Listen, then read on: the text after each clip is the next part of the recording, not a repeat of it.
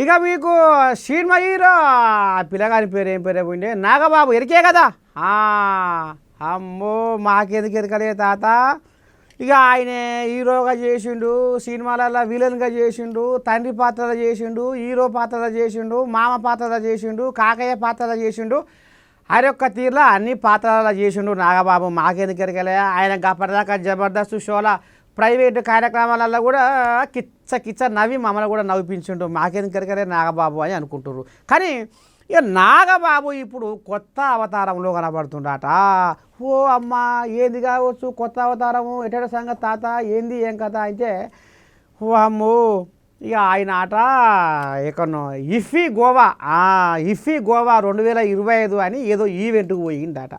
ఇక అండ్ల మరి ఏమైందో ఏం కథో కానీ ఆయన మాట్లాడే వీడియోలు ఇప్పుడు సోషల్ మీడియాలో చక్కర్లు కొడుతున్నాయి. ఇలా ఎట్లా ఏంది ఏం కథ అంటే, పిల్లగాడు మొత్తం సన్నబడ్డాడట. ఎండుకపోయినా ఎండి షాపోలే ఎండిపోయిండట.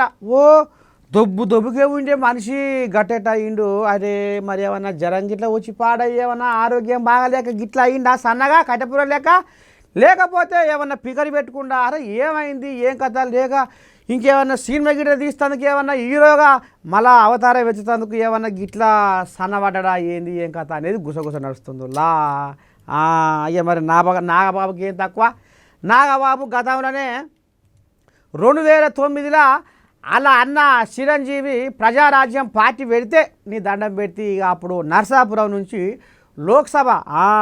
లోక్సభలో ఇక మరి ఆయన పోటీగా చేసిన కథ ఎరికే. ఇక ఈ మధ్య కాలంలో ఆయన తమ్ముడు జనసేన పార్టీ పెడితే అలా జాతీయ ప్రధాన కార్యదర్శిగా కూడా కథ ముంగడికి సాగిస్తుండు నాగబాబు. ఇక అంత బాగానే ఉంది.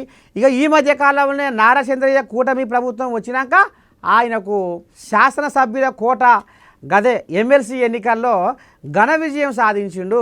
ఇక మరి ఇక ఎమ్మెల్సీగా కూడా ప్రమాణ స్వీకారం కూడా చేసిండు.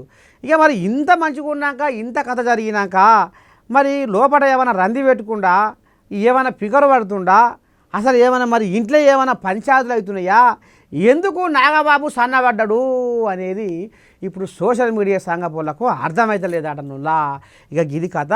ఇక గోవా వీడియోలు ఇప్పుడు ఇక్కడ బొంగర లెక్క తిరుగుతున్నాయి కాబట్టి ఇక అవి కూడా మీ నర్సే తాత కట్ట పడితే మీకు కూడా చూపిద్దామని ఇక గిట్ల పట్టుకొచ్చిన ఈ పిల్లగాని బాగోతాం. ఇక గిది నాగబాబు వ్యవహారం.